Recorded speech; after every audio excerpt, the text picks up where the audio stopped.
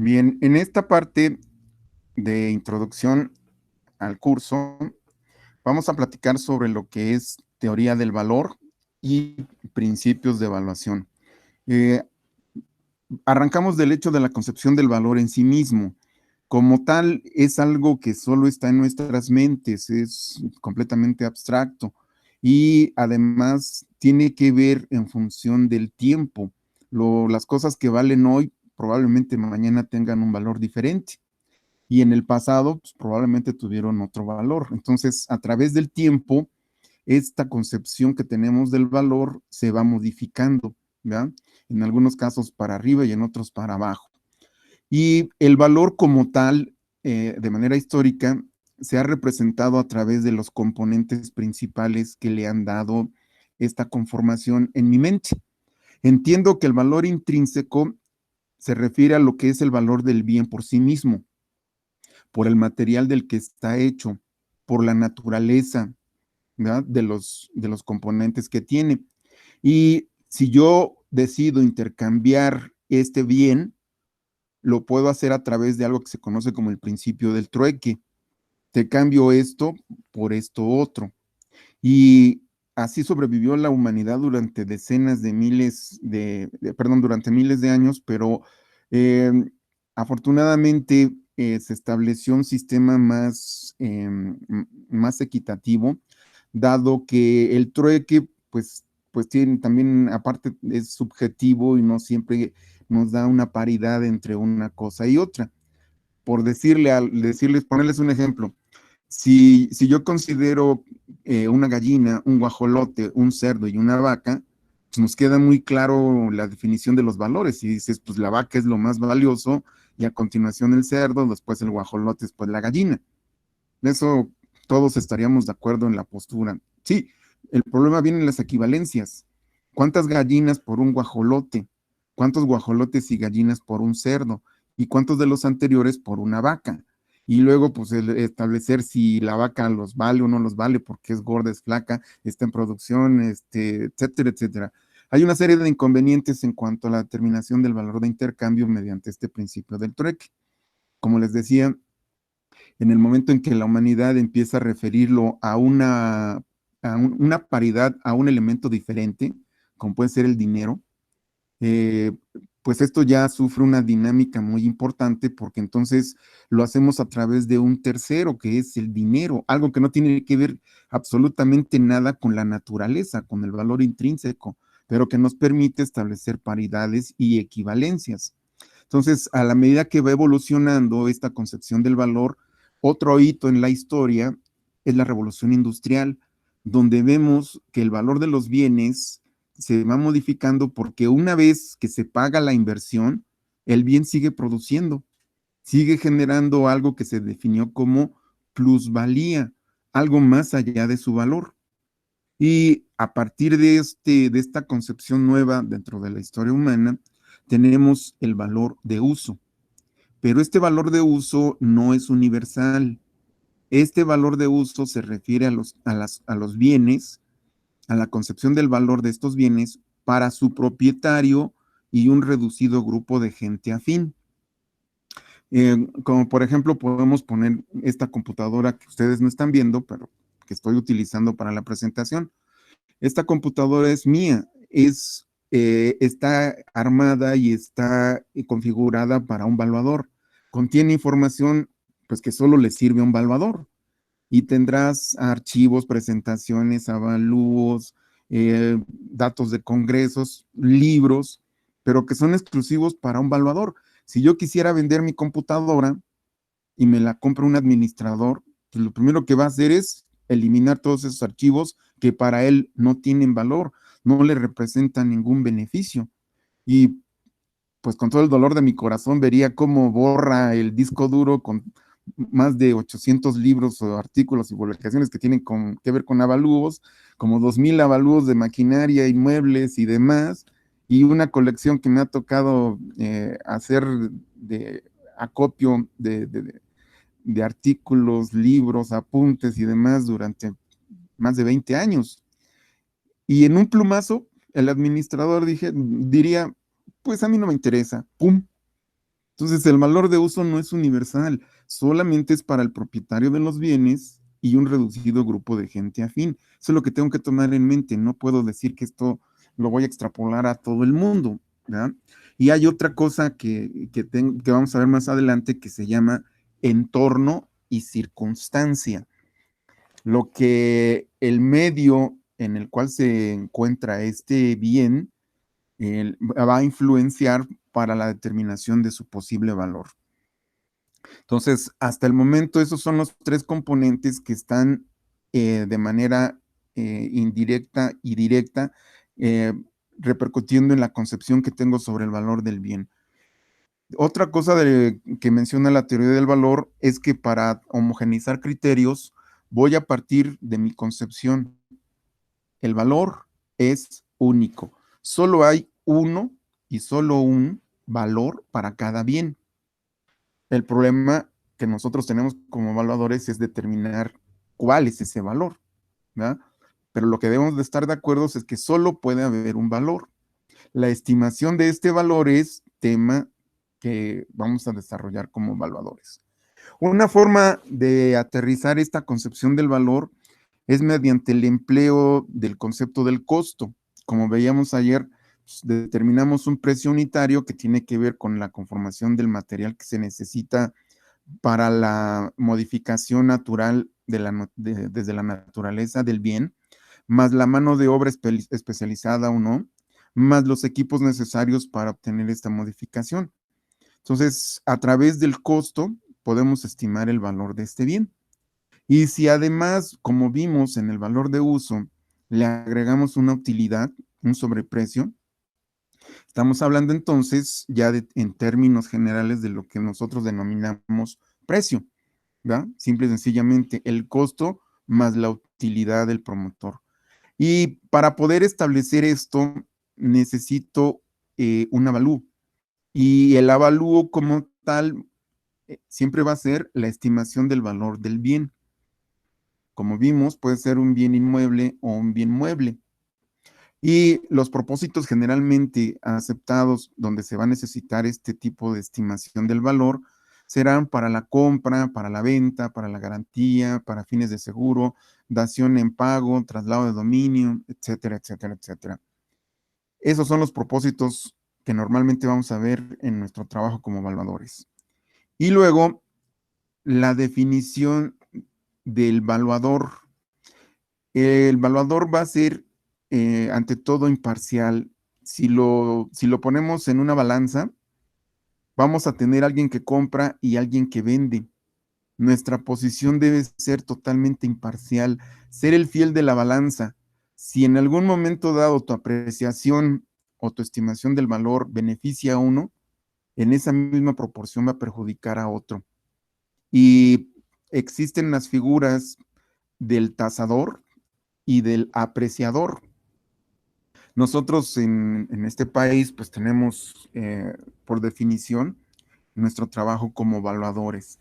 A otros dirían apreciador del valor y otros pues simplemente la tasación, como en el caso de los valores catastrales. No les digo valores catastrales porque pues es una tasación. Agarras el valor que publicó el Código Fiscal, lo aplicas al inmueble y se acabó.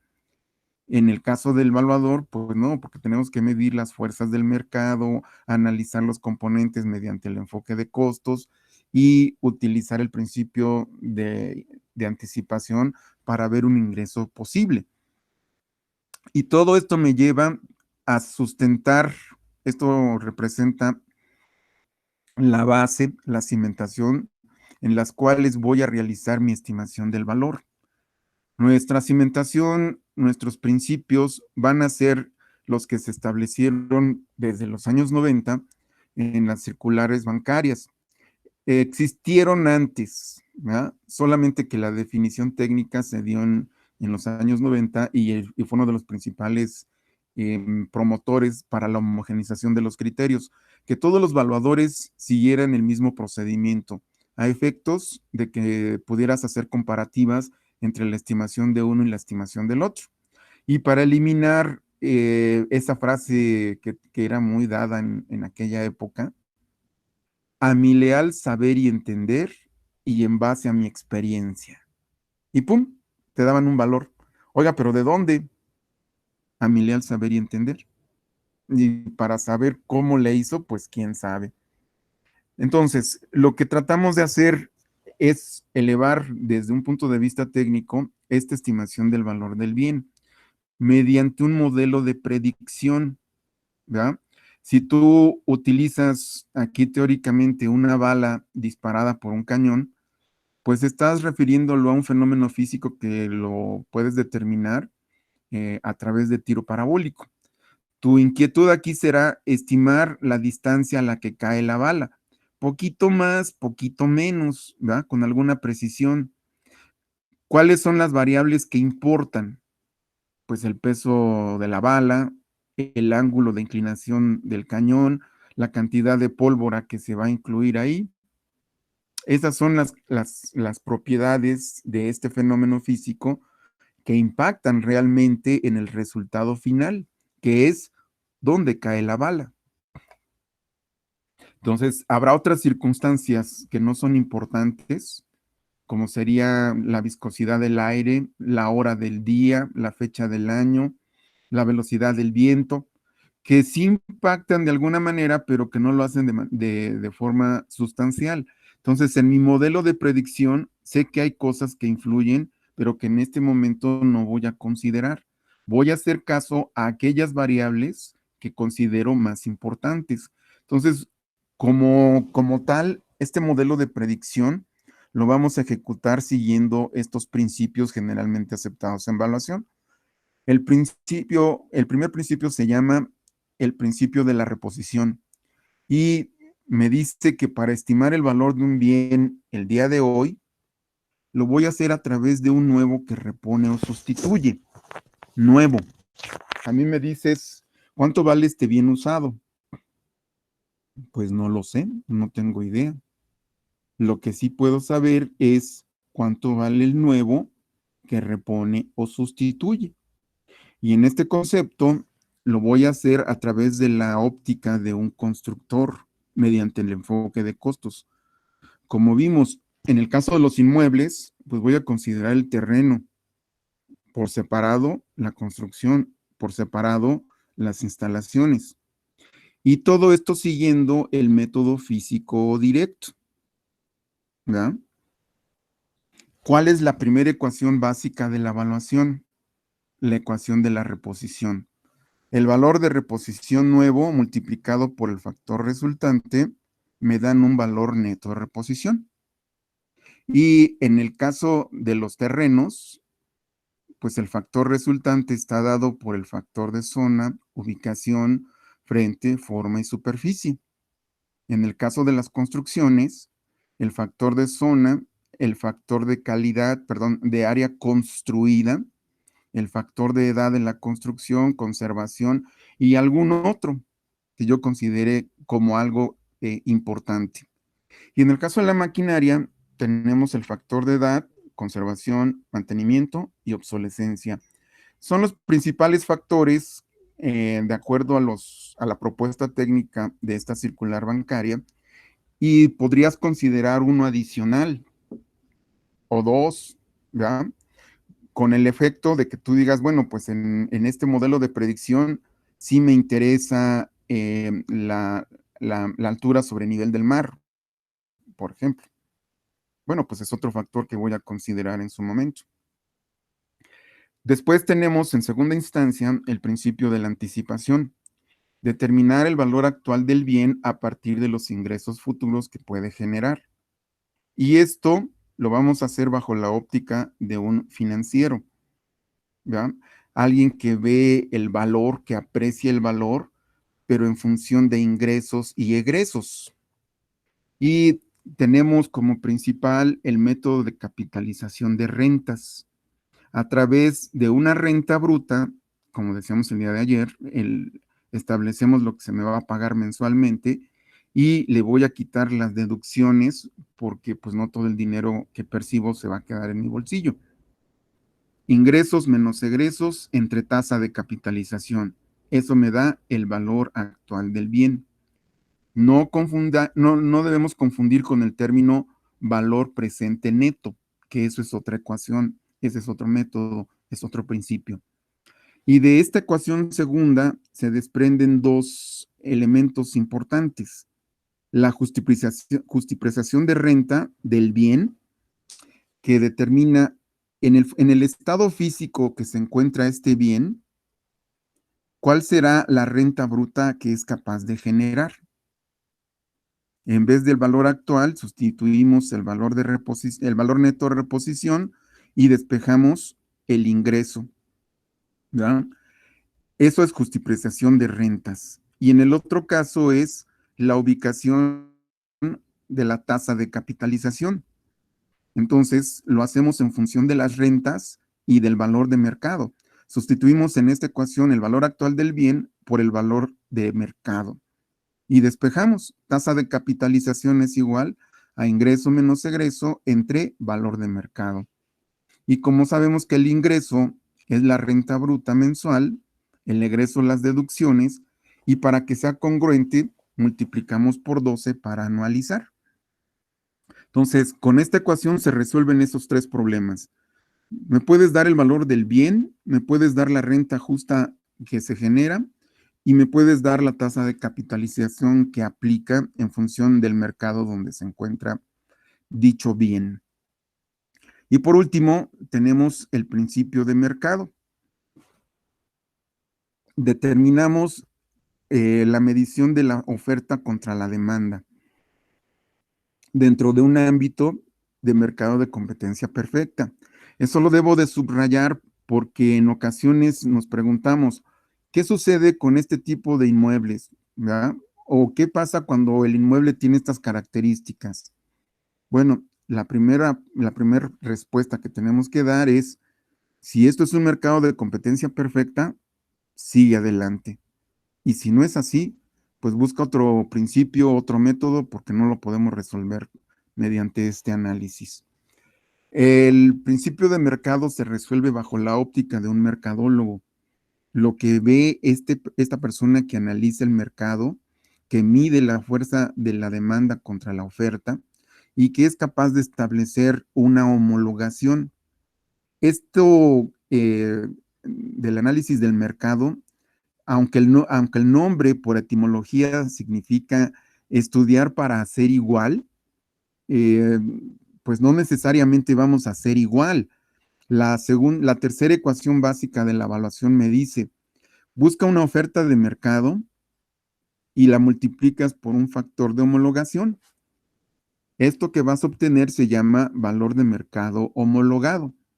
Lo haces al menos 3 veces y vas a obtener un valor de mercado homologado, ¿ya? Un promedio de mercado.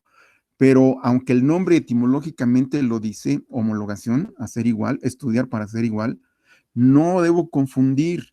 Yo voy a medir el mercado de oferta contra demanda y probablemente el valor homologado tenga variaciones hacia arriba o hacia abajo. Un valor me puede salir alto, otro bajo, otro pues totalmente diferente, pero no significa que los tengo que hacer igualitos, que me tienen que dar los tres valores igual, como supondríamos con la definición del método, ¿verdad? No, mido oferta contra mercado, contra demanda, y esto me quedará poquito arriba, poquito abajo, este otro me quedará así y este otro me quedará así. Entonces voy a tener tres ofertas de mercado homologado. Y aquí establecemos una comparativa que analizaremos en la siguiente etapa, ¿verdad? Voy a dejar de compartir para poder detener la grabación.